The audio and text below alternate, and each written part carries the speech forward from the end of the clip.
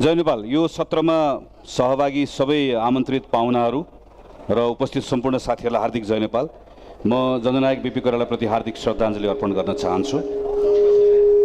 2055 सालतिर त्रिचन्द्र क्याम्पसको स्वतन्त्र विद्यार्थी युनियनको सभापति भएको बेलामा राजधानी दैनिक त्यो बेलामा प्रकाशन हुन्थ्यो। त्यतिखेर एउटा लेख लेखेको सम्झन्छु म। महामानवको आवरणभित्र गुम्सिएका महान विचारहरू भन्ने मेरो लेखको शीर्षक थियो र त्यसको आशय बीपी कोइराला एउटा चिन्तक मात्र होइन, नेता पनि हुनुहुन्थ्यो र बीपी कोइरालाको विचार, कार्यक्रम, सिद्धान्त, रणनीतिलाई कहिलेकाहीँ हामी काङ्ग्रेसका कार्यकर्ताहरूले यसरी प्रस्तुत गर्छौँ, हामी बीपी कोइरालालाई एउटा डाइनामिक भन्दा पनि कट्टरपन्थी बनाइदिन्छौँ, जसको कारणले गर्दा उहाँको विचारमाथि छलफल गर्ने कुरा प्रतिबन्धित भएको जस्तो लाग्दछ। यो लेख लेखिसके पछाडि म अहिले पनि सम्झन्छु, त्यो बेलामा मलाई यो लेखेको बारेमा, त्यसको बारेमा अलिकति हौसला बढाइदिने कुरा प्रदीप गिरीले गर्नुभएको म सम्झन्छु। त्यसैले आज बीपी साहित्य सम्मेलनको यत्रो ठुलो मेलामा, भेलामा हामीहरू धेरै जम्मा भएका छौँ, तर प्रदीप गिरी हुनुभएको भए आज के हुन्थ्यो होला भन्ने कुरा हामी सबैले, मलाई पनि लागिरहेको छ, यहाँहरू सबैलाई पनि पक्कै पनि लागिरहेको छ। हामी उहाँलाई साँच्चै नै मिस गरिरहेका छौँ। 2036 सालमा टुडी खेलमा आमसभालाई सम्बोधन गर्दा बीपी कोइरालाले एउटा सन्दर्भ भन्नुभएको थियो कि 20 वर्षदेखि अगाडिको कुरा हो, राजा महेन्द्र राजा भइबक्सन थियो र उहाँले मलाई एउटा कुरा सोधिबक्स्यो, बीपी बाबु देश कसरी बदल्ने हो? मैले राजालाई भनेको थिएँ, म विराटनगरको एउटा मध्यम परिवारमा जन्मिएको मान्छे हुँ, खाना लाउन पुगेको छ 15 वर्ष। यो 15 वर्ष त्यहीँबाट आएको पनि हो कि यो 15 वर्ष मैले पाएको भए, मैले पाउने भए 15 वर्षभित्र प्रत्येक नेपाली परिवारलाई मेरो जस्तै खाना लाउन पुग्ने एउटा मध्यम वर्गको परिवार बनाउन सक्थे। यसरी बनाउने हो। त्यही बीपी कोइरालाले करिब करिब 8 वर्ष निर्वासनमा बिताउनु पर्यो, 8 वर्ष जेलमा बिताउनु पर्यो। त्यो 15 वर्ष जुन बीपी कोइरालाले पाउनु भएन, त्यो बीपी कोइरालाले नपाउनु भएको 15 वर्ष, बीपी कोइरालाले नपाएको 15 वर्ष मात्र होइन, नेपालले नपाएको 15 वर्ष पनि हो। बीपीले गुमाएको 15 वर्ष मात्र होइन, हामीले गुमाएको 15 वर्ष पनि हो। यो 15 वर्ष यदि बीपी कोइरालाले पाउनु भएको भए के हुन्थ्यो? म पहिलो प्रश्न हरि शर्मालाई सोध्छु कि यो 15 वर्ष जुन बीपी कोइरालाले अहिले, मैले भर्खर सुरुमा भने, हामीले पाउनु भएको भए के हुन्थ्यो?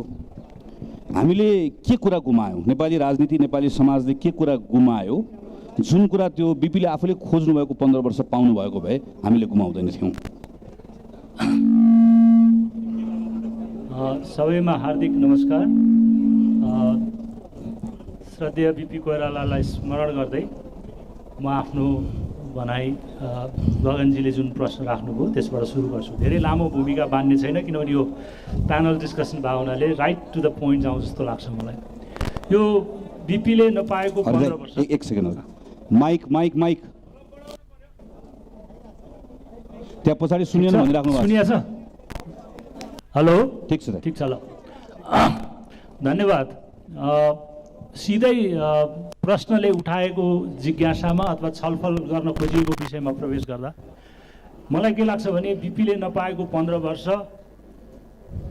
एउटा स्पेकुलेटिभ, एउटा कल्पना गर्ने प्रश्न भयो। किनभने यथार्थ के हो भने बीपीले 15 वर्ष पाउनु भएन। पाउनु भएको भए के हुन्थ्यो भन्ने सन्दर्भमा हेर्दा मलाई झट्ट के लाग्छ भने बीपीले जति पाउनुभयो, 18 महिना पाउनुभयो, 2 वर्ष पाउनुभयो, त्यसमा के गर्नुभयो र त्यसले अहिलेको परिवेशमा, अहिलेको सन्दर्भमा कस्ता कुराहरूको आधारहरूको चाहिँ राख्न सफल भयो, त्यो महत्त्वपूर्ण छ। र त्यस मलाई लाग्छ बीपीले 15 वर्ष पाएको भए आफूले जे कुराहरू सुरु गर्नुभएको थियो, जस्तो भूमि सुधारको कुरा थियो, जसबाट चाहिँ न्यायपूर्ण समाजको निर्माणको सन्दर्भ थियो, औद्योगिक विकासको सन्दर्भ थियो, यावत कुराहरू सुरु हुन्थ्यो। त्यस्तै गरेर तपाईँको परराष्ट्र नीतिका सन्दर्भमा लिएका नीति कार्यक्रमहरू थियो, त्यसलाई अगाडि बढाउनु हुन्थ्यो। तर के हो भने दुर्भाग्यवश उहाँले पाउनु भएन। यसबाट के लेसन लर्न गर्ने भन्दाखेरि हामीले के सिक्ने भन्दाखेरि हाम्रो राजनीतिक नेतृत्व बीपी जतिको तयार छन् कि छैनन् भन्ने कुरा त हाम्रो अहिलेको ढङ्गको राजनीतिले देखाइसकेको छ।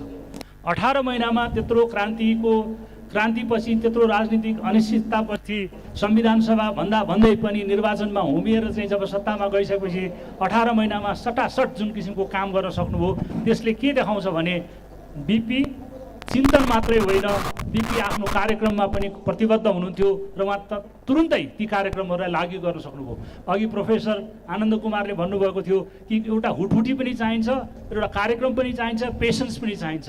बिपीमा केही गरौँ भन्ने हुटहुटी थियो, कार्यक्रम पनि थियो। त्यसकारण उहाँले के गर्नुभयो भने त्यो 15 महिना होइन, 15 वर्ष होइन, 18 महिनामा 15 वर्षको नीव राख्नुभएको थियो। अहिले म के देख्छु भने राजनीतिमा यहाँ धेरै मानिसहरू हुनुहुन्छ, विभिन्न समयमा पदहरूमा गइसक्नु भएको छ, जाने तयारी गर्दै हुनुहुन्छ। के छ त हामीसँग? मलाई लाग्छ बिपीलाई त्यो दृष्टिकोणबाट हेऱ्यौँ भने छोटो समयमा, अनिश्चित समयमा उहाँले जुन कार्यक्रम सुरु गर्नुभयो, जुन किसिमको विचार र कार्यक्रमहरू लिएर आउनुभयो, त्यसले आज हामीलाई सचेत बनाएको हुनुपर्छ। यसकारण मैले आज यो संवादलाई त्यो रूपमा लिएको छु कि हामीले के सिक्छौँ, पाएको भए के हुन्थ्यो भन्नेको त कल्पनाका कुरा हुन्छन्, तर हामीले नपाएको हो, यसकारण हामी के गर्नुपर्छ त्यो पाउनका लागि भन्ने कुरा गर्न जरुरी हुन्छ जस्तो लाग्छ मलाई। धन्यवाद। हस्, धन्यवाद। म प्रोफेसर वाग्लेलाई अहिले जसरी मैले हरि शर्मालाई सोधेँ कि राजनीति समाजले के कुरा गुमायो यदि बिपी कोइरालाले 15 वर्ष पाउनु भएको भए, जुन कुरा हामी गुमाउँदैनौँ थियौँ, यही सन्दर्भमा जेठमा बिपी प्रधानमन्त्री हुनुभयो, असारमा संसद बस्यो, असोजमै भूमि सुधार सम्बन्धी विधेयक ल्याउनु भयो, नेपाली मुद्रालाई राष्ट्रिय मुद्राको रूपमा चलाउने कुरादेखि लिएर छोटो समयमा गरेका कुराहरूको एउटा फेरिस्तै हामीहरू भन्न सक्छौँ। नेपाली कङ्ग्रेसका धेरैजसो कार्यकर्ताहरू सिङ्गापुरको कुरा गर्ने कुरा, कोरियाको कुरा गर्ने कुरा बडो उत्साहका साथ कुरा गर्न रुचाउनुहुन्छ।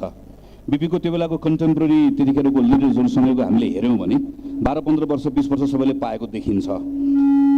पहिलो प्रश्नमा चाहिँ खालि मैले मात्रै कि त्यो बेलामा बिपीको नेतृत्वको सरकारले गरेका आर्थिक कार्यक्रमहरूको आलोकबाट हेर्दा त्यसले 15 वर्षको निरन्तरता पाएको भए अथवा त्यो बाटो हिँडेको भए, वर्षमा पनि निश्चित हुनु परेन, पाएको भए नेपालको अवस्था के सन्दर्भमा आर्थिक हिसाबले कसरी फरक हुन्थ्यो होला, के फरक हुन्थ्यो होला जस्तो लाग्छ? धन्यवाद यो अवसरका लागि। अब अघि हरिजीले भने जस्तै यो हामी हाइपोथेटिकल काल्पनिक क्वेसनमा कुरा गरिराखेका छौँ। यो अलिक पछि बिपीले एउटा फणीश्वरनाथ रेग्मीलाई दिनुभएको अन्तर्वार्तामा जस्तो लाग्छ। तपाईँले 15 वर्ष पाएको भए ट्रान्सफर्म गर्थेँ भन्नुहुन्थ्यो, यो के गर्नुहुन्थ्यो भन्दाखेरि उहाँले त्यतिखेर चाहिँ नि यो 20-30 वर्षको निरन्तर जनताको परिश्रम र नेताको दृष्टिकोणबाट मात्रै परिवर्तन सम्भव छ भन्नुभएको थियो। त्यसो भएको हुनाले यो 15 वर्षको कट अफ नम्बर पनि नजाउँ। अब मलाई अलिकति यो टिचर पनि भएको, अर्थशास्त्रको विद्यार्थी पनि भएको हुनाले राजनीतिक प्रकृतिको वक्तव्यभन्दा अलिकति अङ्कमा कुरा गरौँ जस्तो लाग्छ मलाई।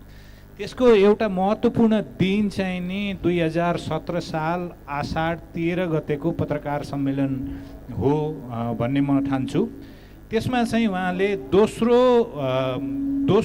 पञ्चवर्षीय योजनाको परिकल्पना प्रस्तुत गर्नुभएको थियो। त्यसमा एउटा सैद्धान्तिक पाटोमा उहाँले योजनाबद्ध विकास चाहिँ नि आवश्यक नै हो, जसरी 5 वर्ष 4 वर्ष सुरु भएको थियो त्यो अगाडि सुरु भएको थियो योजनाबद्ध विकास सन् 1956मा, त्यसको निरन्तरता हो भन्नुभएको थियो। त्यसमा एउटा महत्त्वपूर्ण कुरा के थियो भनेदेखि पहिलो पञ्चवर्षीय योजनाको बजेट 5 वर्षका लागि खर्च गर्नका लागि छुट्याइएको 22 करोड थियो। उहाँले दोस्रो पञ्चवर्षीय योजनाका लागि बजेट, अर्को कुनै माइक खुला छ कि यसलाई, यो दोस्रो पञ्चवर्षीय योजनाका लागि बजेट चाहिँ नि अनुमान गर्दाखेरि 1 अर्ब 96 करोडको प्रोजेक्सन दिनुभयो। त्यसमा 16% चाहिँ नि कृषि उत्पादकत्वको वृद्धिको प्रस्ताव राख्नुभयो। 22 करोडबाट 1 अर्ब 96 करोडको भन्दाखेरि कति गुणा हुन्छ त्यो? मेरो विचारमा झन्डै 8-9 गुणा जतिको प्रोजेक्सन, र त्यसमा पनि पुँजीगत खर्च विकासकै लागि चाहिँ म 1 अर्ब 52 करोड रुपियाँ चाहिँ पुँजीगत खर्चका लागि गर्छु भन्नुभयो। त्यसका लागि उहाँका प्राथमिकताहरू थिए। अघि जस्तो उहाँको सबभन्दा पहिलो प्राथमिकता भूमि सुधार थियो र भूमि सुधारलाई सुधार गरेर लिएर जाने चाहिँ नि त्यो फ्युडलिजमको सामन्तवादको अन्त्य गर्ने प्रायोरिटीको थियो। त्यसका अतिरिक्त त्यतिखेर यो उहाँको 1 वर्षको सरकार आउँदाखेरि यो 22 करोडको बजेट मध्ये एकै वर्षमा 8 करोड 22 करोडको बजेट मध्ये 8 करोड रुपियाँ एकै वर्षमा खर्च भएको थियो। अहिले हामी क्यापिटल एक्सपेन्डिचरको पुँजीगत खर्चको इनइफिसियन्सीको कुरा गर्छौँ अनि उहाँले त्यसपछि भन्नुभयो प्रजातन्त्र र यो कर्मचारी तन्त्रको परिचालनको जुन पाटो हो त्यो हुँदाखेरि त 1 वर्षमै पनि झन्नै 1/4 भन्दा बढी खर्च हुन सक्दो रहेछ। त्यसपछि एउटा संजोगको कुरा कस्तो हो भनेदेखि यो पुस 1 गतेको घटना घट्नुको ठ्याक्क 5 दिन अगाडि उहाँले पाटनमा एउटा भेलामा भूमिको बारेमा उहाँले ऐन ल्याइसकेपछि त्यो दिएको नीतिगत वक्तव्य चाहिँ सबभन्दा पावरफुल वक्तव्य हो मङ्सिर 25 गतेको 5 दिन अगाडिको। त्यो चाहिँ नि वक्तव्यमा उहाँले भूमिलाई 3टा कुराको रूपमा जोड्नु भएको छ। अहिले हामी प्रजातान्त्रिक समाजवादको कुरा गर्दाखेरि सम्पत्ति अधिकारको कुरालाई निजी स्वामित्वको कुरालाई कहाँ राख्ने भन्ने कुरामा असाध्यै ठुलो दुविधा देख्छु मैले। तर उहाँले 1 हल गोरु दुहुनो गाई हुनैपर्छ कृषकको भने चाहिँ you have a private property right. Efficiency गर्नलाई आफ्नो स्वामित्वमा केही न केही हुनु पर्यो र जमिनको बारेमा उहाँले 3टा वर्ड भन्नुभएको छ, जमिनसँग जुझ्ने, जमिनसँग खेल्ने र जमिन जोत्ने। जसले गर्ने हो त्यसैले स्वामित्व पाउनुपर्छ भनेको उत्पादकत्व वृद्धिको लागि चाहिँ नि सिप र निजी स्वामित्व जोडिनुपर्छ भन्दाखेरि अहिले समाजवादको बहस प्रजातान्त्रिक बहसको समाजवादको हुँदाखेरि काहीँ न काहीँ त्यो बहस डाइल्युट भएको छ कि जस्तो मलाई लाग्छ। अब अहिले त्यसपछि म एकैचोटि फास्ट फरवर्ड आउँदाखेरि एउटा संजोगको कुरा के रहेछ भने प्रजातन्त्र पुनर्स्थापना भएर नेपाली काङ्ग्रेसको सरकार बनेर 8औं योजना बनाउँदाखेरि 7औं योजना र 8औं योजनाको बिचमा त्यत्तिकै ठुलो अन्तरको लिप फ्रगिङ भन्छ नि भएको रहेछ। अहिले धेरैजना काङ्ग्रेसीजनहरू किन त्यो सरकारको उपलब्धिलाई गौरव साथ प्रस्तुत गर्न सक्नुहुन्न, प्रजातान्त्रिक समाजवाद भन्दा विपरीत भयो कि भन्ने ढङ्गले किन हेर्नुहुन्छ मैले बुझेको छैन। यसमा एउटा बिपी कोइरालाको योजनाको तात्विक सैद्धान्तिक भिन्नता चाहिँ के थियो भने तपाईँले महेन्द्र भन्नुहोस्, पञ्चायत भन्नुहोस्, प्रजातन्त्र स्थापना पछिका सरकार भन्नुहोस्, उनीहरूको चाहिँ नि सबै दृष्टिकोण योजना विचार कलेक्टिभ ढङ्गले आएर बनेको थियो। तर बिपीको एउटा आधारभूत फन्डामेन्टल डिफरेन्स के हो भने he was a visionary, he visioned के गर्ने नगर्ने, कसैसँग कन्सेन्ट लिनुपर्ने नपर्ने, बौद्धिक सहकार्य गर्नुपर्ने नपर्ने उहाँले लिनुभयो होला। तर भिजनको प्रेजेन्टेसनमा चाहिँ नि उहाँको इन्फ्रास्ट्रक्चरको, प्रोडक्टिभिटीको, इम्प्लोइमेन्टको 3टा कुरामा आफ्नो भएको स्रोतलाई परिचालन गर्ने कुरामा प्रष्ट दृष्टिकोण थियो। मैले सकेँ कि तर यो आर्थिक बिपीको आर्थिक पाटोको बारेमा चाहिँ नि अहिलेसम्म चर्चै भएको छैन। उहाँलाई प्रजातान्त्रिक समाजवाद भन्ने एउटा शब्दमा गोलमटोल गरिएको छ र उहाँका दृष्टिकोण भिजनहरूको माइन्युटली चर्चा हुन सकेको छैन। आज यहाँहरूले अवसर दिनुभयो, यो प्रारम्भ हुनसक्छ भन्ने मलाई लाग्छ। धन्यवाद। म यो पहिलो राउन्डमा अब डाक्टर विपिन अधिकारीको चाहन्छु। यही प्रश्नकै श्रृङ्खलामा जुन 15 वर्षको आज हामी चर्चा गरिरहेका छौँ, यो त एउटा हाइपोथेटिकल कुरा भयो। खास गरिकन 17 सालको कुन नभएको भए र 15 सालमा सुरु भएको संसदीय प्रजातन्त्रको अभ्यास जुन बिपी कोइरालाको नेतृत्वमा हामीले सुरु गऱ्यौँ त्यसले निरन्तरता पाएको भए आज 2080 सालको नेपाल हुँदै गर्दाखेरि हाम्रो प्रजातान्त्रिक संस्थाहरू विधिको शासनको अभ्यास गर्ने कुराको सन्दर्भमा हामी कहाँ पुगेका हुन्थ्यौँ भने हामीले के कुरा मिस गऱ्यौँ जस्तो लाग्छ? यो विषयमा मलाई लाग्छ सबैभन्दा प्रष्ट एउटा मेरो दृष्टिकोण के हो भने कि बिपीको लिडरसिप सबैभन्दा इम्पोर्टेन्ट इस्यु थियो, एउटा इन्लाइटेन लिडरसिप। बिपीलाई हामीले समग्रमा नेपालमा एउटा इन्लाइटेनमेन्ट या पुनर्जागरणको प्रतीकको रूपमा लिन्छौँ। विचारका हिसाबले पनि र उनको चाहिँ हावभाव, उनको जीवन पद्धति, उनले बाँचेको जीवन र समाजका लागि गरेको योगदान सबैको दृष्टिकोणले।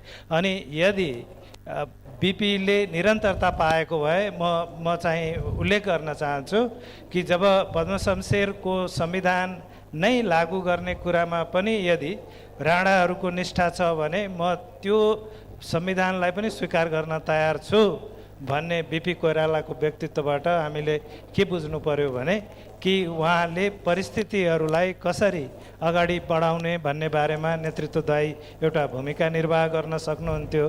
त्यसै कारणले त हो नि 7 सालको तपाईँ ऐन आउने बित्तिकै यो अन्तरिम विधान ऐन आउने बित्तिकै प्रधान न्यायालय ऐन आयो, त्यसको 2-3 वर्षमा नागरिक अधिकार ऐन आयो, त्यसको 1 वर्षमा तपाईँ महिला सशक्तिकरणका लागि एउटा मस्यौदा पनि गरियो, त्यो राजपत्रमा छापिएको छ तर त्यो लागू भएन।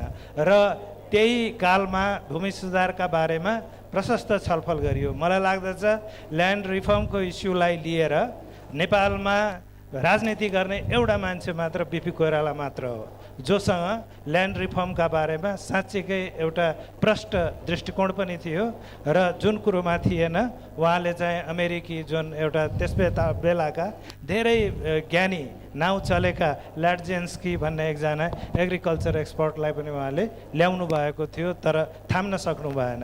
अब यी सबैको प्रभाव जुन संसदीय व्यवस्थाको सूत्रपात गरिएको थियो 15 सालको संविधान बमोजिम त त्यसमा बिपीले सबैभन्दा बढी दिएको त के हो भने कि राष्ट्र निर्माण भनेको साझा दायित्व हो र हामीले हरेक कुरालाई प्रयोगका आधारमा निखार्दै जानुपर्छ र त्यही निखार्दै जाने क्रममा अनि उनको जुन चुनौतीलाई व्यवस्थापन गर्न सक्ने नेतृत्व थियो हो त्यसले चाहिँ नेपाललाई रूपान्तरण गर्ने थियो। त त्यो रूपान्तरण किन अवरुद्ध भयो भने कि मुलुकको सबैभन्दा ठुलो ऊर्जा झ्यालखानमा बस्नु पर्यो एउटा कुरा। दोस्रो कुरा कि पार्टीहरूलाई प्रतिबन्ध लगाइयो अनि तेस्रो कुरा कि जुन एउटा चाहिँ विकल्पका बारेमा राजाको सोचाइ थियो त्यो विकल्प वास्तवमा केही पनि थिएन। राजालाई सत्ताभन्दा बाहेक केही चाहिएको जस्तो लाग्दैन थियो र त्यो कारणले गर्दाखेरि अगाडिका 15 वर्ष मात्र होइन निरन्तर चाहिँ प्रभावित भए तबसम्म जबसम्म पुनः चाहिँ बिपीको मुलुकभित्र चाहिँ पुनरागमन भएन र पुनरागमन भएको दिनदेखि फेरि राजनीतिले आफ्नो बाटो लिएको देखिन्छ। त 15 वर्षमा हामी यदि बिपीले समय पाएको भए बिपीले सबैभन्दा सामाजिक न्यायको क्षेत्र भूमि सुधारदेखि लिएर स्थानीय जुन शिक्षाहरू के अरे आधारभूत शिक्षाका कुरादेखि लिएर देशलाई एउटा फर्म फुटिङ दिने जुन उहाँको एउटा चाहिँ सामान्य संरचनाहरू थिए त्यो चाहिँ लागू हुन्थ्यो होला अनि त्यसले हामीलाई भविष्य दिने थियो। हस् 17 सालको कुसँगै रूपान्तरणको प्रक्रिया अवरुद्ध भयो किनकि रूपान्तरण गर्ने ऊर्जा झ्यालखानामा बन्धक थियो। विभिन्न अधिकारीले यहाँ लगेर छोड्नु भएको छ। म यही ऊर्जा झ्यालखानामा बन्धक हुँदै गर्दा 15 सालको सरकार सँगसँगै 15 सालभन्दा अगाडि साहित्यमा वा चाहिँ राजनीतिक अभिव्यक्तिहरूमा खास गरिकन समाजको विविधता नैसर्गिक अवस्था हो नेपालको राजनीतिले यसलाई सम्बोधन गर्नुपर्छ भन्ने बिपी कोइराला जब सरकारमा पुग्नुभयो र 18 महिनाको जुन सरकारको अनुभव हामीले गऱ्यौँ त्यो 18 महिनाको सरकारले खास गरी नेपालको जसलाई हामी समावेशी लोकतन्त्र भन्छौँ त्यो समावेशी लोकतन्त्रको नीव राख्ने कुराहरूको सन्दर्भमा जे कुराहरू प्रारम्भ भएको थियो रूपान्तरणको यो प्रक्रिया झ्यालखानामा गएर अवरुद्ध भएको भनेको जस्तै तपाईँले अहिले यो आजको दिनमा समावेशी आन्दोलनमा लागिरहेको एउटा अभियन्ताको आँखाले हेर्दै गर्दा बिपी कोइरालाको त्यो बेलाको सरकारले वा त्यो प्रक्रियाले निरन्तरता पाएको भए आज हामीले गरिरहेको कुरा योभन्दा धेरै वर्ष अगाडि गरेर टुङ्गाइसकेको विषय हुन्थ्यो भन्ने लाग्छ कि लाग्दैन? मैले अलिकति प्राविधिक कुरा अलिकति माइकलाई थोरै नजिक राखेर थोरै हाम्रो साउन्ड सिस्टममा समस्या भएको प्रश्नका लागि धन्यवाद। सबैजनामा मेरो हार्दिक नमन। श्रद्धेय बिपी कोइरालाप्रति मेरो हार्दिक श्रद्धाञ्जली। वास्तवमा बिपी कोइरालालाई मैले सिद्धान्त र व्यवहारमा एक भएको व्यक्तिको रूपमा देखेकी छु। बिपी कोइरालाले जुन प्रजातन्त्रवादी समाजवादको सिद्धान्तलाई अङ्गीकार गरे त्यसलाई व्यवहारमा चरितार्थ गर्नका लागि उनले भगमधुर कोसिस गरेको देखेँ मैले। र नेपालको इतिहासमा 18 महिना मात्रै सरकारको नेतृत्व पाएको व्यक्तिले आजसम्म यति काम गरेर देखाएको मैले पाएको छैन। किनभने 1 वर्षमा 1600 विद्यालय स्थापना गर्नु चान्चुने कुरो थिएन। त्यो बखत क्रूर जहानिया राणा शासनबाट मुक्त भएको समाज र एकातिर निरङ्कुश राजतन्त्रको वातावरण, त्यो वातावरणमा बिपी कोइरालाले जुन काम गरेर देखाए त्यो अहिले हामीले 20 वर्षमा एउटा राष्ट्रिय गौरवको योजनालाई कम्प्लिट गर्न सकेका छैनौँ। हामीसँग अरबौँको त्यसमा पुँजी र लगानी लागेको छ। हामी आज विदेशी ऋणमा डुबिसकेका छौँ, तर बिपीको त्यो काम गर्ने हुटुटीलाई हामीले अङ्गीकार गर्न सकेका छैनौँ। एक अर्को कुरो, यदि बिपीले त्यो 15 वर्ष पाएको भए, म तपाईँको पनि प्रश्न आउँछु, पाएको भए आज लाखौँको सङ्ख्यामा युवा वैदेशिक रोजगारको सिलसिलामा विदेश जानुपर्ने अवस्था हुने थिएन। यदि आज बिपीले 15 वर्ष पाएको भए 5 किलो मलको लागि सर्लाही र महत्तरीको किसानले भारतीय एसबिआईको डन्डा खानुपर्ने अवस्था हुने थिएन। यदि बिपीले 15 वर्ष पाएको भए मिटर ब्याज पीडित आज मैती घर मण्डलामा आएर महिनो धर्ना बस्नुपर्ने अवस्था हुने थिएन। बिपीको त्यो काम गर्ने स्पिरिटलाई हेर्दा, त्यो हुटहुटीलाई हेर्दा र त्यो वास्तविकतालाई हेर्दा म बोल्दैछु। र म के भन्न चाहन्छु भने यहाँ आयो कुरा कल्पनाको। मैले त्यो 15 वर्षलाई कल्पनामा होइन, यथार्थ यदि उहाँले पाएको भए, तर उहाँसँग समय भएन। र उहाँले, तपाईँ हामी सबैलाई थाहा छ, 2008 सालमा जब राणा र काङ्ग्रेस मिश्रित सरकार बन्यो, त्यही बेलामा उहाँले वीरता उन्मूलनको प्रस्ताव राख्नु भएको थियो र 2015 सालमा त्यसलाई विधानको रूपमा ल्याएर र पहिलो जननिर्वाचित सरकारमा संसदमा लगेर उहाँले वीरता उन्मूलनको कानुन बनाउन सफल हुनुभएको थियो। र त्यसैले गर्दा जमिन नभएका किसानहरूले खेती गर्ने जमिन पाए र डायमन्ड शमशेर राणा जस्ता बाघ पुरुषहरूलाई पनि उहाँले हल्लाउने क्षमता राख्नु भएको थियो त्यो बखतमा। यसरी बिपीले हामी बुझ्न सक्छौँ। अब समानताको कुरा आयो। वास्तवमा बिपीले त्यो समाजको जुन विविधतालाई हेरेका थिए, त्यो समाज कस्तो समाज थियो, त्यहाँ कुनै पहाडी मधेसी हिमालीको कुरा थिएन। त्यही बेला बिपीले त्यो कुरालाई मनन गरेर त्यही अनुसारको नीति तथा कार्यक्रम ल्याउनु भएको थियो।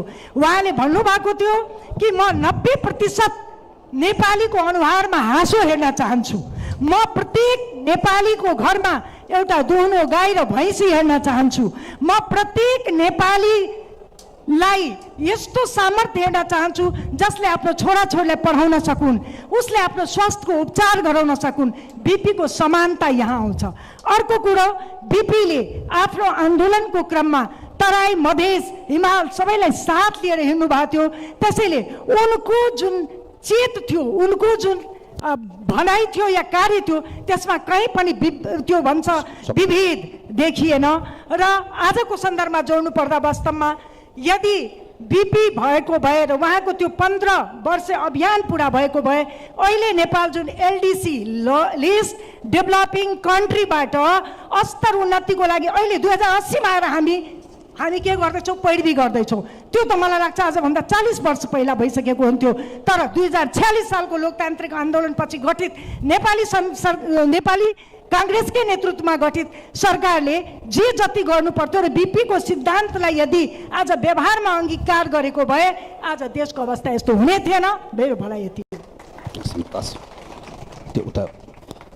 अब म हरिदाईलाई नै सोध्छु, यो क्रान्तिकारी बिपीसँग एउटा ठुलो हुटुटी थियो, आगो पनि थियो र हामीले 5 वर्ष भने तापनि हामी केही साहित्य कहिले के कुरा पढ्छौँ भने बिपी कोइरालालाई एक प्रकारको परिवारसँग म 1 वर्ष प्रधानमन्त्री चलाउँछु त्यस पछाडि म छोड्छु भन्नुभएको थियो भन्ने कुरा कहिलेकाहीँ हामीहरू पढ्छौँ। त्यो हिसाबले बिपी कोइरालाले 1-1.5 वर्ष म सरकार चलाउँछु भन्ने सोच्नुभयो भने मान्य हो भने वीरता उन्मूलन यति छिटो त्यस पछाडि अब इजरायल र पाकिस्तानसँगको द्वैत सम्बन्ध स्थापनाको कुरा,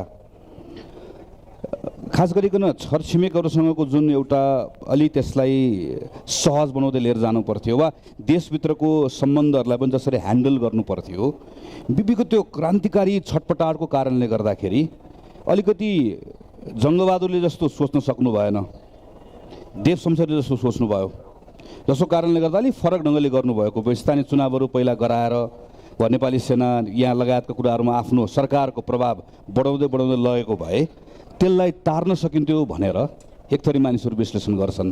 तपाईँलाई त्यस्तो लाग्छ? अब बिपी र बिपीको समय, बिपी समयका उपज हुन् या बिपीले समयको निर्माण गरे, यो ठुलो दार्शनिक विवाद अथवा छलफलको विषय हुन्छ। मलाई के लाग्छ भने बिपी आफैमा समयलाई पढ्न सक्ने महत्त्वपूर्ण व्यक्ति हुनुहुन्थ्यो र अहिले भर्खरै आएको डायरीहरूलाई पनि हेर्दा के देखिन्छ भने म दार्शनिक बढी भएँ, राजनीतिज्ञ अलिक कम भएँ भन्ने देखिन्छ। तर के भने दार्शनिक हुनुको अर्थ के थियो भने समय र परिस्थितिलाई पढ्न सक्ने र समय र परिस्थितिलाई पढेर आफूले कसरी बुझ्ने र अरूलाई कसरी बुझाउने भन्ने कुरामा उहाँको चिन्ता बढी थियो। किनभने उहाँ समयको उपज हुनुहुन्थ्यो। अटोबायोग्राफी पढ्दा पनि लाग्छ कि प्रथम विश्वयुद्धको हुटहुट के अरे परिवर्तनका समयमा म हुर्केँ, दोस्रो विश्वयुद्ध मैले देखेँ। यो दुईटा बिचमा विश्वमा युगान्तकारी परिवर्तनहरू भएको छ। Science, technology, anti colonial movement, यो सारा कुराहरूबाट उहाँ अछुतो हुनुहुन्थेन। एउटा विश्व, हाम्रो छरछिमेक, हाम्रो उपमहाद्वीप एउटा सदियौँ पुरानो एउटा चाहिँ तपाईँको उपनिवेशबाट मुक्त हुँदै थियो भने नेपाल पनि राणाकालीन समयबाट मुक्त हुनेछ। यो एउटा युगको खोजी थियो। यसकारण अघि कसैले भन्नुभयो, बिपिनजीले भन्नुभयो कि बिपी रिनायसा म्यान अथवा पुनर्जागरणको बिम्ब हुनुहुन्छ। यसकारण बिपीले समयलाई पढिरहनु भएको थियो। उहाँको सङ्गत पनि त्यस्तै थियो। हामीले के बिर्सिन्छौँ भने कि सोसलाइजेसन, पोलिटिसियन्सहरूको अथवा एक्टिभिस्टहरूको कस्तो किसिमको सामाजिकरण, सोसलाइजेसन हुन्छ, त्यसबाट विचारहरू बन्दै आउँछन्। बिपीले सङ्गत गरेका मानिसहरू कुनै पनि कमसल मानिसहरू थिएनन्। जयप्रकाश भन्नुहोस्, लोहिया भन्नुहोस्, आचार्य नरेन्द्रदेव भन्नुहोस्, जवाहरलाल नेहरू भन्नुहोस्, उहाँ नेपालमा बसेर पनि स्पेनिस प्रतिरोध क्रान्तिसँग जोडिन सक्ने समयको मानिस हुनुहुन्थ्यो। यसकारण विश्वमा जुन परिवर्तन आइरहेको थियो, जुन आधुनिककरणको परिवर्तन आइरहेको थियो, त्यससँग नेपाललाई जोड्ने के कडी हुन्छ त्यो खोजी गर्नुभएको थियो। पार्टी र क्रान्ति उहाँका निम्ति साध्य थियो, त्यो विचार प्राप्तिको निम्ति। यसकारण बिपीलाई हामीले एउटा राजनीतिक रूपमा मात्रै होइन, मैले त दार्शनिक रूपमा पनि देख्दछु। होला यदा कदा राजनीतिको हर्ली बर्ली उहापोहमा म चाँडै, मलाई साहित्य रचनामा मनपर्छ, मलाई मानिसहरूसँग भेट्न कुरा गर्न मनपर्छ, म राजनीतिबाट निवृत्त चाँडो हुन चाहन्छु भन्ने विचार यदा कदा आउँदा आउँदै पनि उहाँसँग एउटा मिसन थियो। त्यो मिसनकै कारण उहाँले संविधान सभा नपर्खेर राजाले जब चुनावको घोषणा गर्नुभयो, परिवर्तनको लागि साधन चाहिन्छ, त्यो भनेको पावर हो। यसकारण he was a politician at that range also. He was looking at the world, संसारलाई पनि हेरिरहनु भएको थियो र मेरो परिवेश कसरी परिवर्तन भएको छ, परिवेश र परिवर्तनलाई जोड्ने युगान्तकारी नायक बिपी कोइराला हो।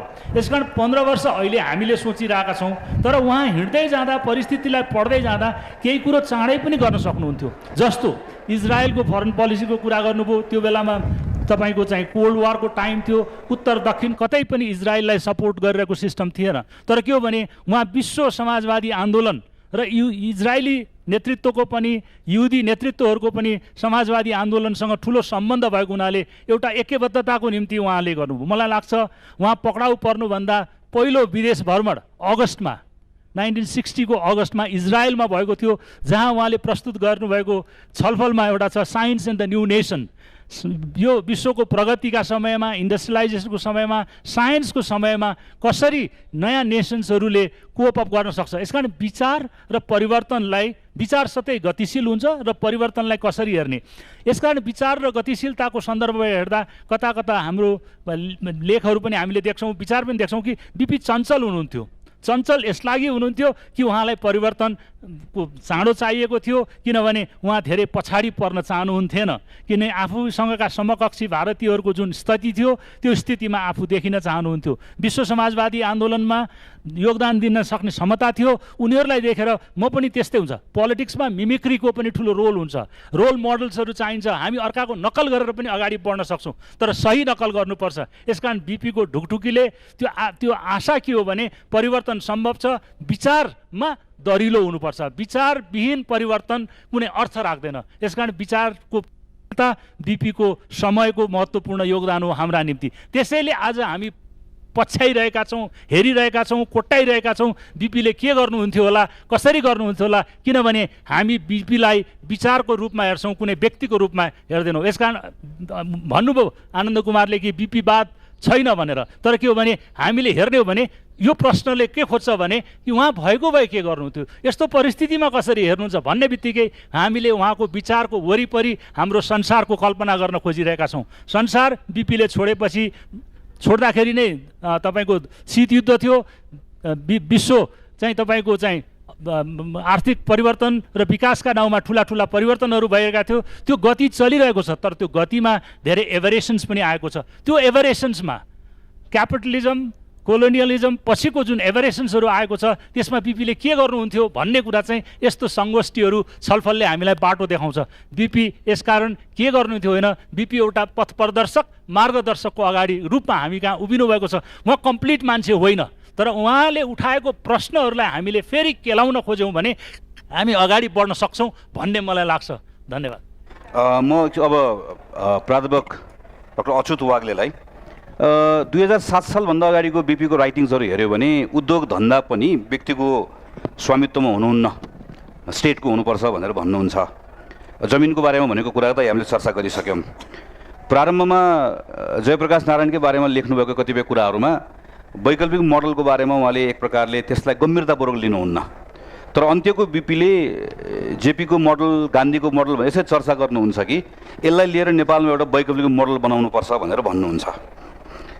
मैले यसलाई कसरी बुझेको छु काङ्ग्रेसको कार्यकर्ता भएर भने अघि पनि चर्चा भयो, एउटा कन्सिस्टेन्सी छ कि समृद्धि, स्वतन्त्रता र समानता, यसलाई अहिले पछिल्लो समयमा यसलाई हामीले जोडेर समुन्नति भनेर एउटा अवधारणामा लिएर आयौँ।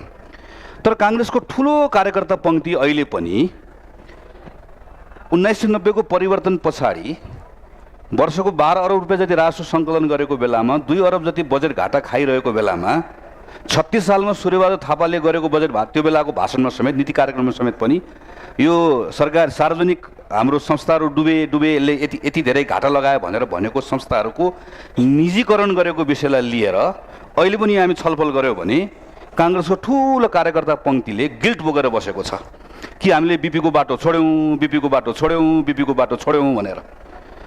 बिपी कोइरालाले आफ्नै जीवनकालमा यति डाइनामिक देखिनुहुन्छ, एकपटकको बिपी एउटा हुनुहुन्छ, अर्कोपटक बिपी अर्को हुन्छ, अर्कोपटक बिपी अर्को हुनुहुन्छ।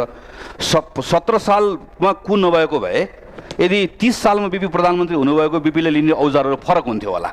तर हामी अहिले पनि एउटा कालखण्डको एउटा सानो कुरालाई लिएर त्यो रुवावासी गरेर बसेका छौँ।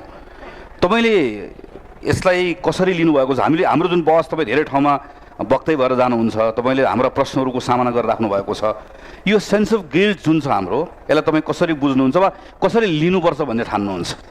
अब यो कसरी लिनुपर्छ भन्ने चाहिँ नि म क्लासमा विद्यार्थीलाई यसरी पढ भन्नसम्म सकौँला, यत्रो विद्वत सभामा भन्न गाह्रो छ।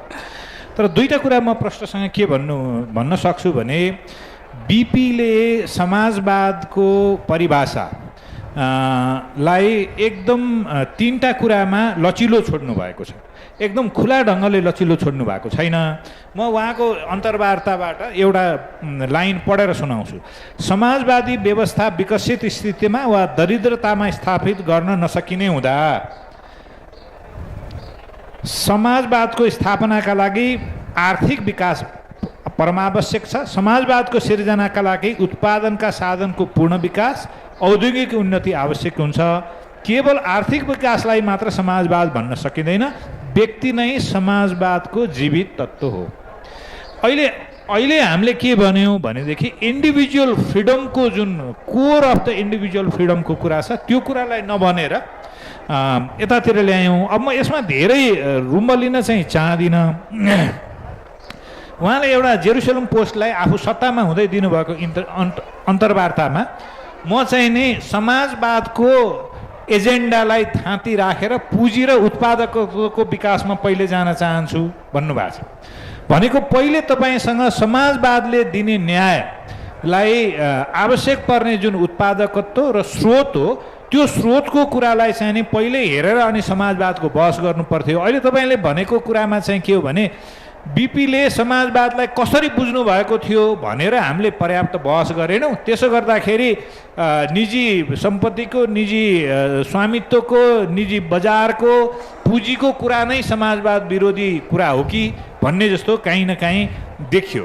अब कसरी जानुपर्छ भन्ने कुरामा तपाईँलाई सबैले अहिलेको बजेट पढ्नुभयो होला, तर मैले अघि उल्लेख गरेको दोस्रो योजनाको चाहिँ नि लागि आयोजना गरेको पत्रकार सम्मेलनमा बिपीले दिएका अङ्कहरू म 1 मिनटमा पढेर सुनाउँछु।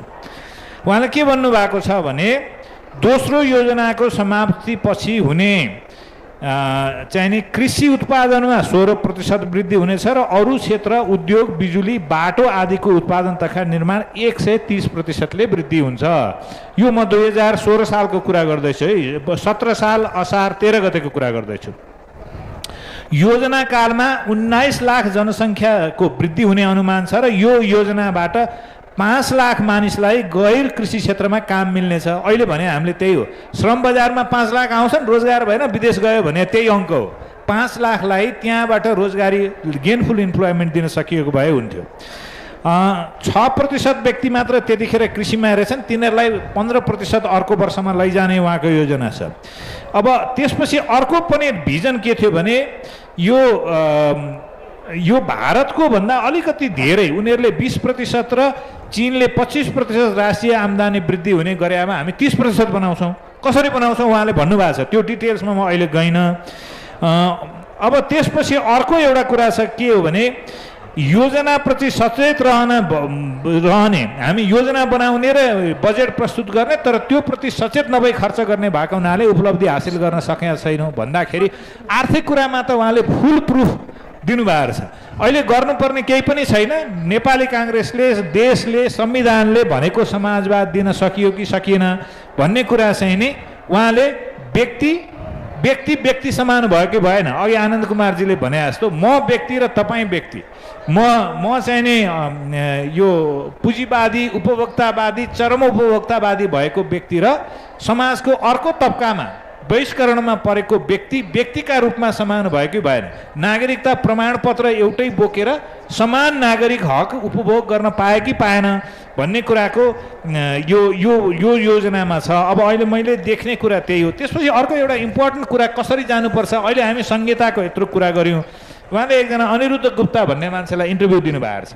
मैले बनाउने बजेटका 2टा खम्बा हुन्छन्, एउटा चाहिँ नि केन्द्रीय सरकारले खर्च गर्ने, अर्को चाहिँ नि जिल्लाले खर्च गर्ने। जिल्लाले खर्च गर्नेमा चाहिँ एउटा निशर्त दिने अनुमान र अर्को अचेल भन्ने गरेको म्याचिङ फन्डको हामीले कति खर्च गर्ने क्षमता राख्छ त्यो अनुसारको दिउँ, त्यसरी नै योजना बन्छ भन्नुभएको छ।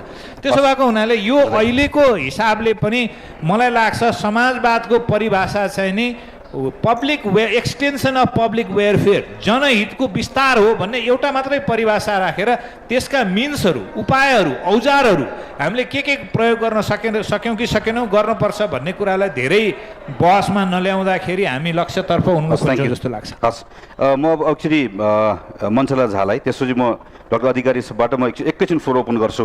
एकदम छोटो टाइमको प्रेसर भयो। अहिले नेपाली समाजको बहुजातीय, बहुभाषिक, बहुधार्मिक विविधतालाई त्यसलाई ग्रहण गरेर त्यसलाई अभ्यास गर्ने कुरामा जुन खालको रिलक्टेन्स अहिले पनि हाम्रो पोलिटिकल, सोसियल लिडरसिपहरूमा जुन खालको देखिन्छ, तर आजभन्दा 40औँ वर्ष अगाडि बिपी कोइरालाले जसरी ग्रहण गर्नुभयो र त्यति मात्र होइन, जुन खालको सोसियल इन्जिनियरिङ त्यो बेलामा मधेसकोलाई पहाड, पहाडकोलाई मधेस लगायतका थुप्रै कुराहरू जसरी गर्नुभयो, तपाईँ यो अघि पनि मैले थोरै यसमा ल्याउन खोजेको थिएँ कि त्यो 15 वर्षको निरन्तरता नभएको जुन कुरा प्रारम्भ भयो, त्यसपछि राजा महेन्द्रको शासन सुरु भयो जसले त्यसलाई एक प्रकारले अवरुद्ध गरिदियो। त्यो अवरुद्ध गरिदिएको कारणले गर्दाखेरि यो प्रक्रिया जुन नेपालमा अरू त्यो बेलाको एसियाली देशहरूभन्दा धेरै अगाडि बढिसक्यो अवस्था बनेको थियो, त्यो अवरुद्ध भएको जस्तो लाग्छ कि लाग्दैन? निश्चय पनि लाग्छ। अब राजा महेन्द्रको त्यही एउटा भाषा, एउटै भेषको जुन नीति थियो नि, त्यसले चाहिँ 2046 सालपछि जुन 2047 को संविधान बन्यो त्यसले पनि अलिकति रिफ्लेक्ट गरेको देखियो। हुन त त्यो 2047 को संविधानलाई हामीले उत्कृष्ट संविधान बन्यो र त्यसको मूल स्पिरिटलाई हामीले समात्न सकेनौँ र मलाई लाग्छ त्यो मूल स्पिरिटलाई नसमातेको कारणले देशमा कस्तो भयो भने जुन हाम्रो यो विविधतायुक्त समाज छ, यो सुदूरपश्चिम कर्णालीदेखि मधेसको म कुरा गर्नुपर्दा त्यो एउटा वर्ग, जाति, क्षेत्र उपेक्षित भयो र त्यही उपेक्षाको अवसरको भनौँ फाइदा उठायो कसले? माओवादी पार्टीले, जसले गर्दा सशस्त्र द्वन्द्वको सुरुवात भएको हो नेपालमा 2052 फागुन 1 देखि। किनभने त्यो जुन स्पिरिट अनुसार यदि संविधान चलेको भए सायद मलाई लाग्छ यो 10 वर्ष सशस्त्र द्वन्द्व पनि हामीले भोग्नुपर्ने अवस्था हुने थिएन, मलाई जहाँसम्म लाग्छ।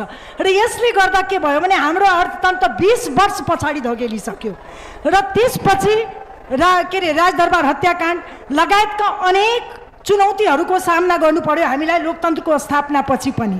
तर मलाई आज के भन्नै पर्छ भने बिपी कोइरालाको जुन समाजवादको एउटा ऊ थियो भनौँ सिद्धान्त थियो, त्यसलाई सबभन्दा बढी के भन्छ त्यसलाई प्रचार प्रसार भनौँ या जनजनमा पुर्याउने काम नेपाली काङ्ग्रेसले गर्नु पर्थ्यो 2046 सालपछि।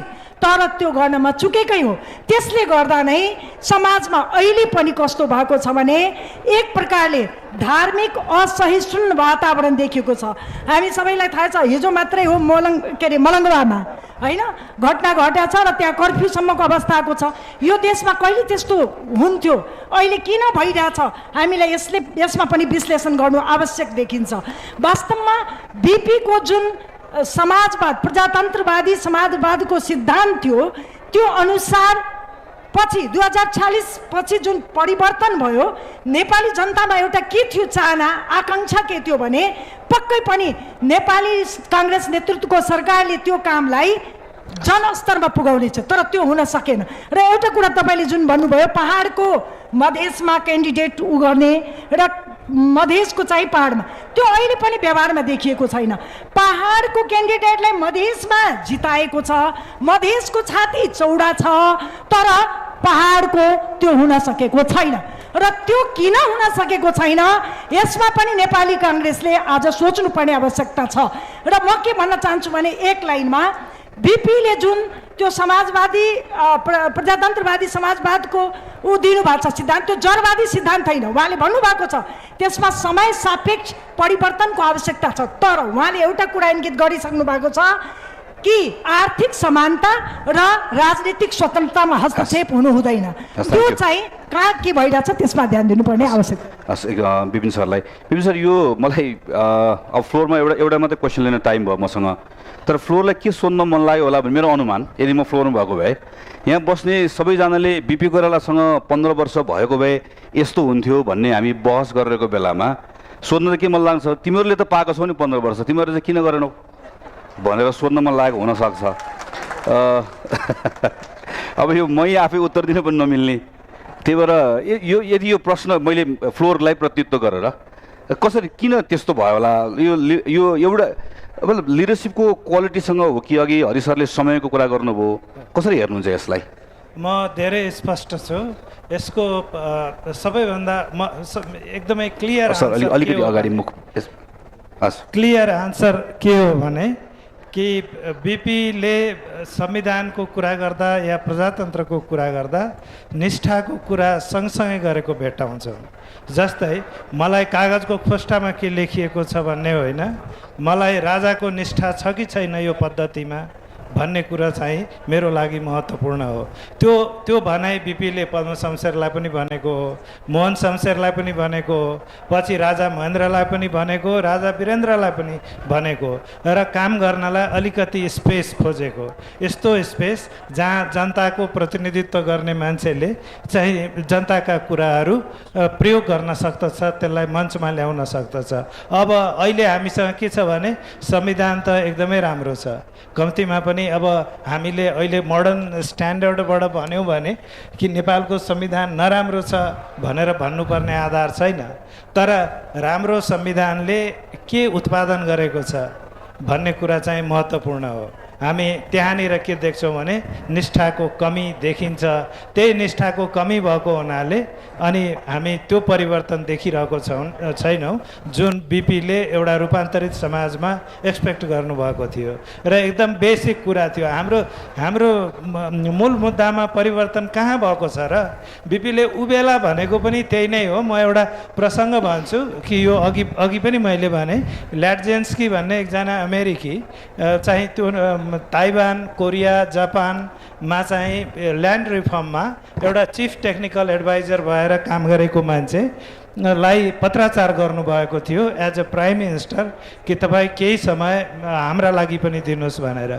उनी यहाँ आए पनि र उनले जब चाहिँ नेपाली काङ्ग्रेसको घोषणापत्र र आफ्नै उहाँको जुन बजेट जुन थियो त्यो के भनेदेखि सुवर्ण शमशेरले प्रस्तुत गर्नुभएको हाउसमा, त्यसलाई हेरेर के भन्यो भने कि तपाईँको जुन बेसिक फाउन्डेसन छ त्यसैमा टिक्नुहोस्, तपाईँहरूले जो बढी कुरा लेखेको छ त्यसलाई हटाउनुहोस् भन्दा बिपीले के भन्नुभयो भने तपाईँले बुझ्नु भएन, म टेक्नोक्राट होइन, म राजनीति गर्ने मान्छे हुँ। मेरो मुख हेरेर यो लाखौँ मान्छे राजनीतिमा होमिएका छन्, उनीहरूलाई मैले भविष्यका लागि केही देखाउन सकिनँ भने आजको फाउन्डेसनले मैले यो राजनैतिक पावरलाई आफ्नो ग्रिपमा राख्न सक्छु त भन्दा अनि उनले भनेका थिए कि सक्नुहुन्छ, प्रोभाइडेड तपाईँको आधारभूत शिक्षा, आधारभूत स्वास्थ्य, आधारभूत कृषि, यो तीनवटा कुरामा हामी कहाँ छौँ आज?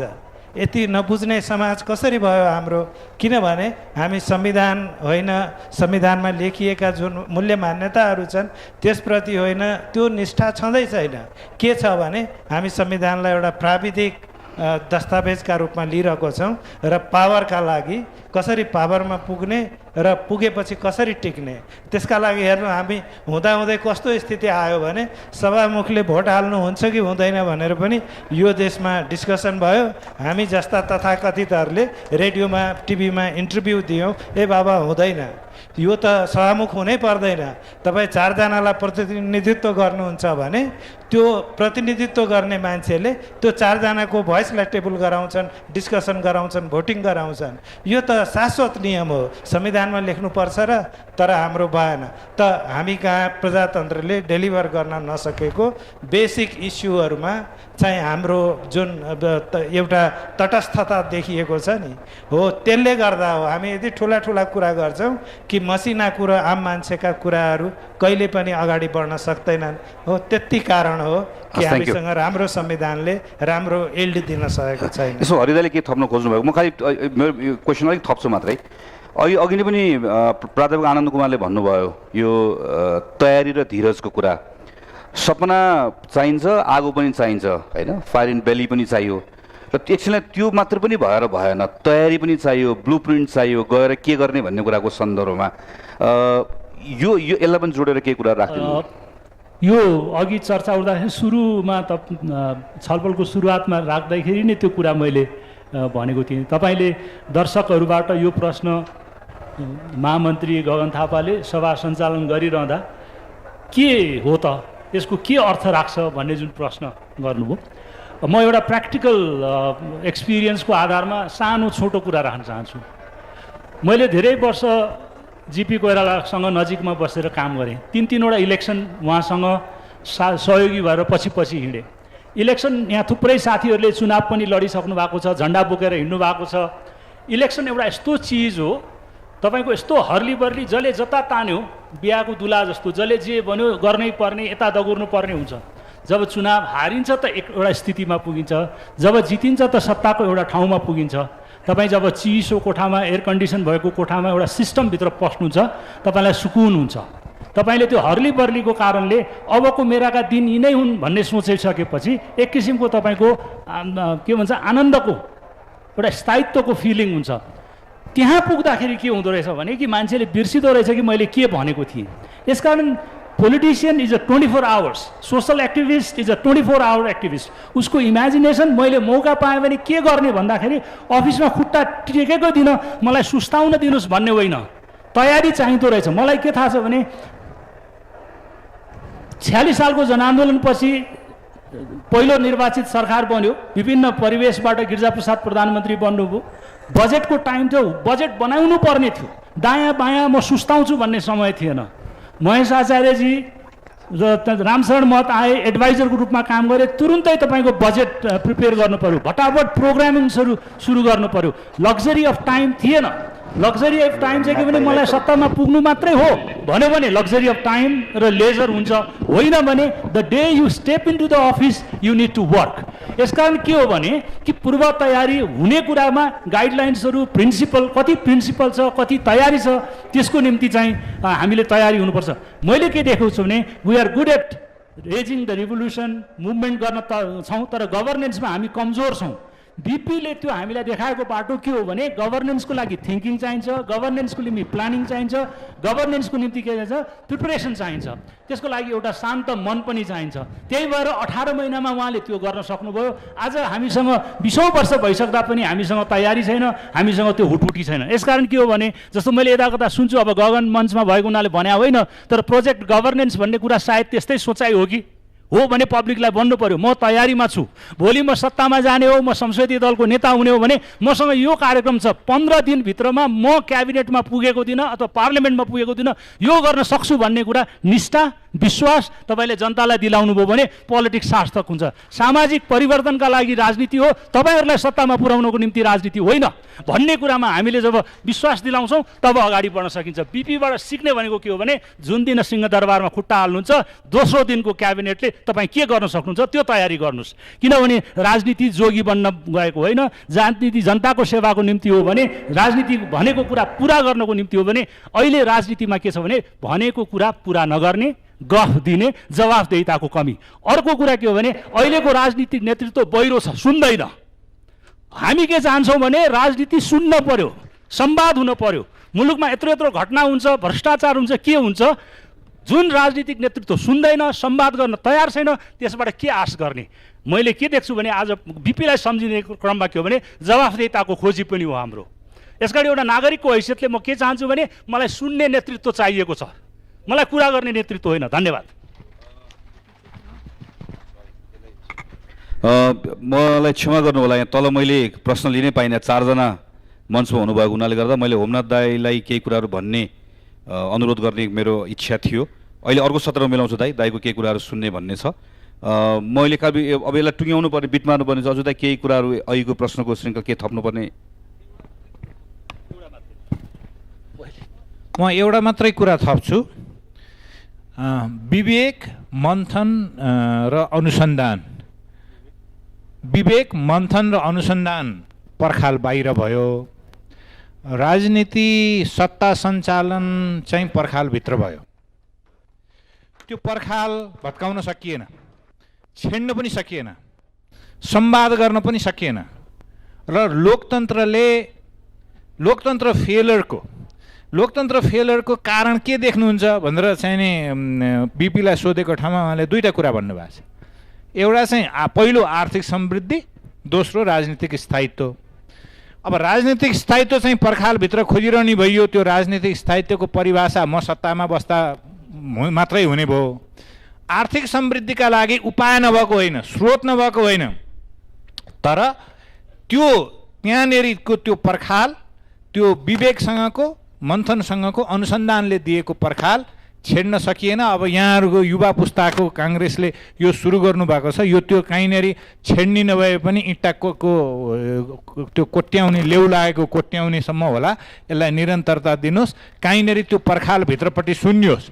सबै राज्य सत्ता फेल भएको, राणा पर्खालभित्र बसेर फेल भएको हो, पञ्चायत पर्खालभित्र बसेर फेल भएको हो, संसारका सबै जुन राज्य प्रणाली फेल भए त्यो त्यही पर्खाल बाहिर के भइराखेको छ भन्ने नसुनेका कारणले हो।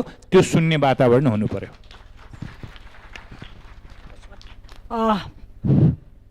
म अब नेपाली काङ्ग्रेसलाई एउटा अनुरोध, हार्दिक अनुरोध के गर्न चाहन्छु भने 2046 साल पछिको कुरा गर्दैछु म। गगनजी कक्षा 9मा सायद पढ्दै हुनुहुन्थ्यो, त्यो बेला हामी कलेजमा पढ्थ्यौँ। 2046 साल पछि जन्मेका जुन हाम्रा युवाहरू छन् 47 मा 48 मा, तिनीहरूलाई अब नेपाली काङ्ग्रेसको इतिहास, बिपी कोइरालाले यो गर्नुभयो, मातृकाले यो गर्नुभयो, अथवा कृष्णप्रसाद भट्टराईले यो गर्नुभयो, यो अब अलाप बिलाप गरेर त्यो आजको युवा अब सन्तुष्ट हुनेवाला छैन। अबको युवाले के चाहेका छन्?